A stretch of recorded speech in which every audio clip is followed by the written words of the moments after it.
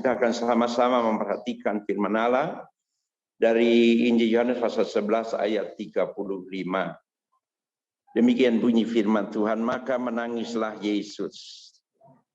Bapak Ibu, Alkitab menyatakan maka menangislah Yesus. Pertanyaannya adalah kapan Yesus menangis? Yaitu ketika saat ada di rumah Marta dan Maria, karena saudaranya Lazarus meninggal. Tentunya bagi kita sebagai seorang manusia yang mempunyai perasaan, maka menangis adalah sesuatu yang wajar terjadi ketika di rumah duka. Tetapi tentunya kita akan melihat dengan lebih jelas apa sebab Yesus menangis. Apakah Tuhan Yesus begitu baper sehingga sangat mudah meneteskan air mata? Tentunya tidak demikian. Sebab kalau kita lihat di ayat 11, maka di sana dikatakan demikianlah perkataannya, dan sesudah itu ia berkata kepada mereka, Lazarus saudara kita telah tertidur, tapi aku pergi ke sana untuk membangunkan dia dari tidurnya. Nah, Tuhan sudah tahu bahwa Lazarus akan mati. Bahkan kalau kita lihat dalam peristiwa ini, ketika Lazarus sakit, Marta Maria menyuruh orang untuk mengundang Yesus datang ke rumahnya karena mereka sangat akrab dengan Tuhan Yesus. Tentunya berharap Yesus lekas-lekas datang, berdoa, tumpang tangan, Lazarus sembuh. Tetapi pada kenyataannya bahkan Tuhan Yesus menunda kedatangannya ke Betania.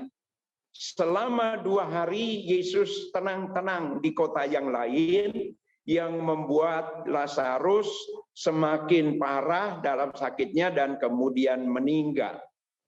Namun Yesus sudah tahu, di ayat 11 tadi katakan bahwa saudaraku akan tidur, dia akan bangkit. Nah, oleh karenanya menjadi pertanyaan, kenapa Yesus menangis di rumah Marta dan Maria? Nah, Bapak Ibu, saudara yang kekasih, mari kita lihat di ayat yang ke-21.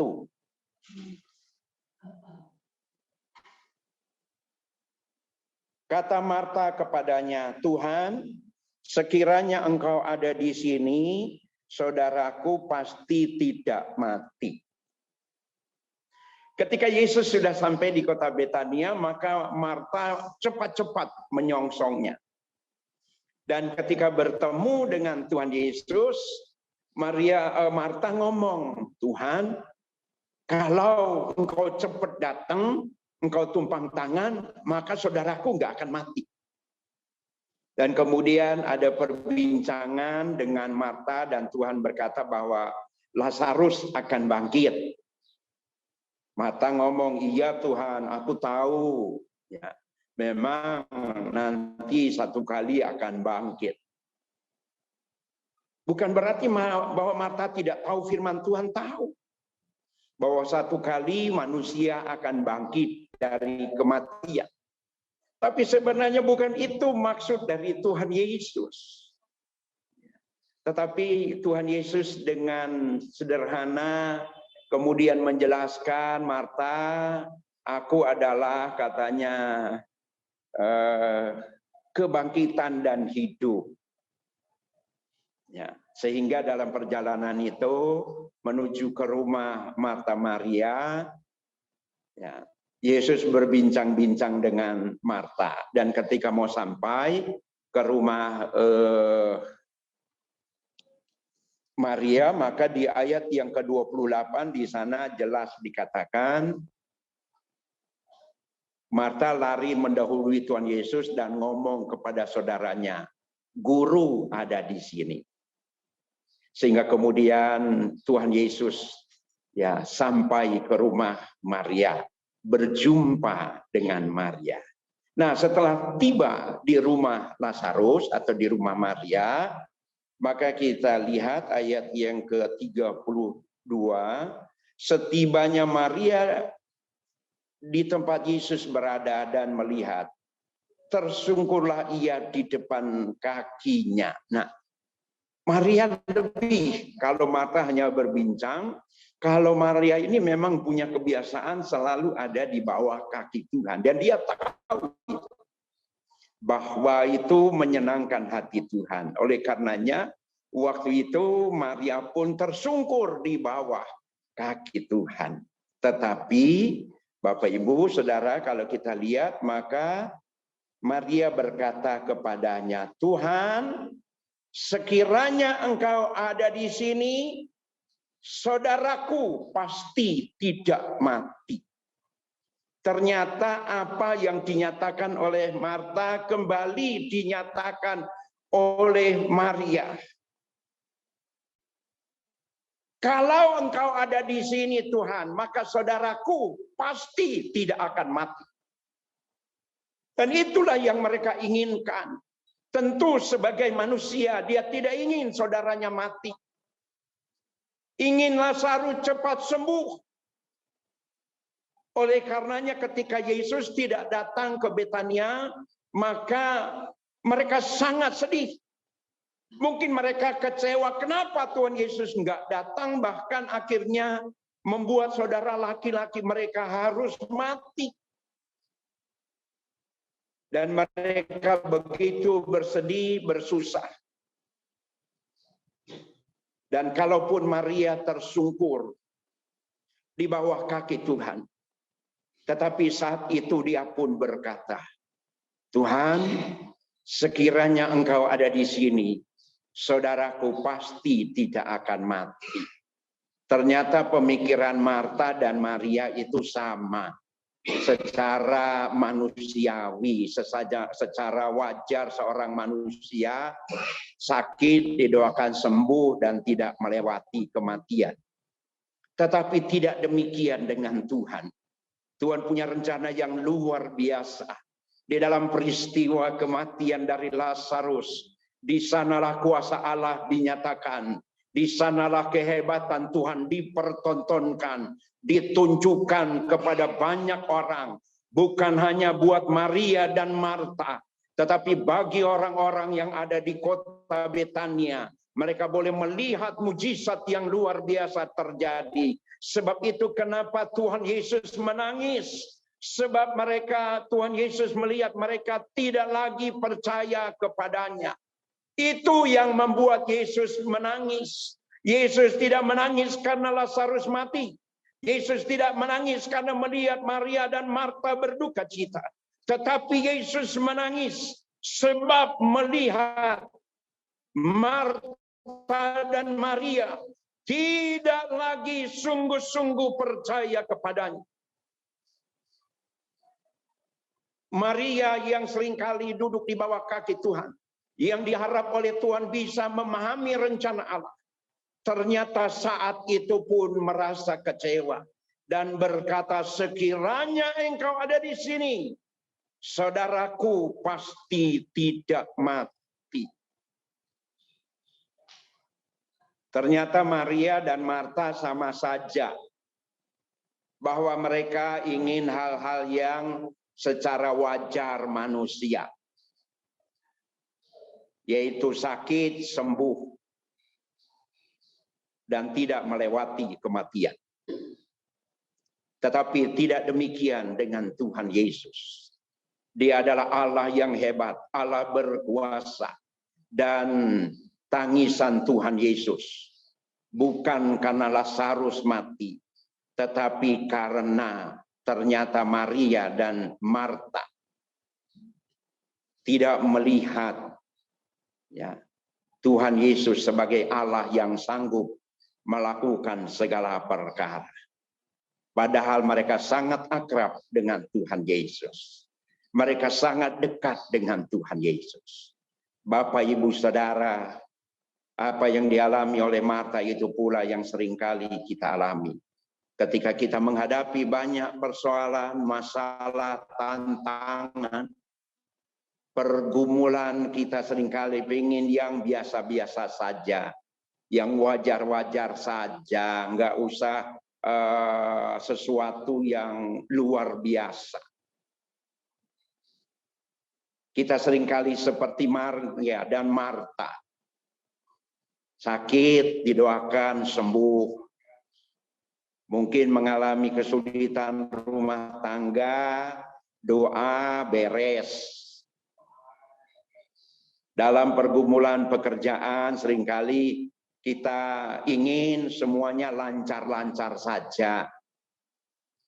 Itu adalah kewajaran seorang manusia. Orang yang nggak percaya Tuhan pun demikian. Tetapi sebagai orang percaya, Tuhan ingin membawa kita pada sesuatu yang bukan merupakan kewajaran seorang manusia. Kita diajak oleh Tuhan untuk lebih dan lebih lagi dekat kepada Tuhan. Bukan hanya dekat, tetapi semakin mengerti apa yang menjadi rencana Tuhan.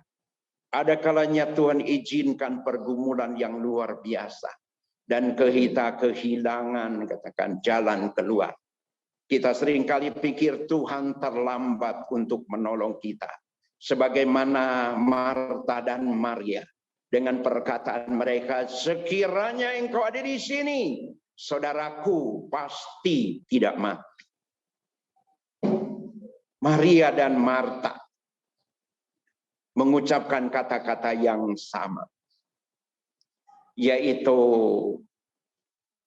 saudaranya cepat sembuh. Bapak Ibu, hari ini lewat firman Allah ini, maka kita diajak oleh Tuhan untuk dapat memahami isi hati Tuhan. Untuk dapat mengerti apa yang Tuhan inginkan dalam hidup kita. Tuhan Yesus menangis karena Marta dan Maria kehilangan rasa percaya mereka. Tadi kita menyanyi, ya, waktu Tuhan adalah waktu yang terbaik. Marta dan Maria mungkin waktu itu berpikir terlambat. Saudaranya sudah mati. Tetapi tidak ada kata terlambat bagi Tuhan Yesus. Semuanya tepat pada waktunya. Karena karya Allah yang luar biasa dinyatakan bagi Marta dan Maria, demikian pula bagi kita. Saya dalam pelayanan GM seringkali melihat hal-hal yang mustahil dinyatakan oleh Tuhan. Yang tidak mungkin bagi kita dinyatakan oleh Tuhan. Secara manusia ada kalanya kami lemah. Ketika saya dengan almarhum Pak Denny sebagai tua berbincang bertemu, ini bagaimana Pak Yusuf? Apa yang harus kita lakukan? Maka kita saling menguatkan satu sama lain. Mari kita percaya ini adalah pekerjaan Tuhan. Kalau memang Tuhan masih tetap percayakan kepada kita, maka tidak ada yang mustahil bagi Tuhan. Tidak ada yang sukar bagi Tuhan. Dia sanggup melakukan segala perkara bagi kita semua sebagai umatnya. Dan kami GM Solo, khususnya pengurus, dapat merasakan bahwa sungguh tanpa pertolongan Tuhan, kami tidak ada apa-apanya. Kami tidak dapat berbuat apa-apa. Tetapi kami tahu Allah turut bekerja. Tuhan Yesus ada di sana untuk menyatakan kuasanya bagi kami pengurus GM Chapter Solo, demikian para rekomendator, anak-anak yang selalu berdoa, percaya bahwa Yesus sanggup. Tuhan Yesus masih tetap Tuhan Yesus yang sama, yang tidak pernah berubah, dulu, sekarang, dan selama-lamanya. Kuasanya tetap sama, tidak pernah berubah. Kalau dia sanggup membangkitkan Lazarus, maka Tuhan pun sanggup membangkitkan GM. Tuhan sanggup membuat GM selalu hidup, sebab dia sang pemilik. Dia pernah meninggalkan kita, orang-orang yang dikasihinya, asal kita tetap percaya kepadanya. Tuhan punya rencana yang luar biasa dalam setiap hidup kita. Oleh karenanya, Mari kita terus percaya pada Tuhan. Jangan membuat Tuhan nangis, karena kemudian kita berpaling daripadanya. Dan kita tidak lagi mempercayai Tuhan. Tetapi mari ya, di atas kewajaran seorang manusia, di sanalah Tuhan ada menolong kita semua. Hal yang tidak mungkin menjadi mungkin. Apa yang tidak bisa menjadi bisa bersama-sama dengan Tuhan. Kita akan melakukan perkara-perkara yang besar asal kita percaya kepadanya.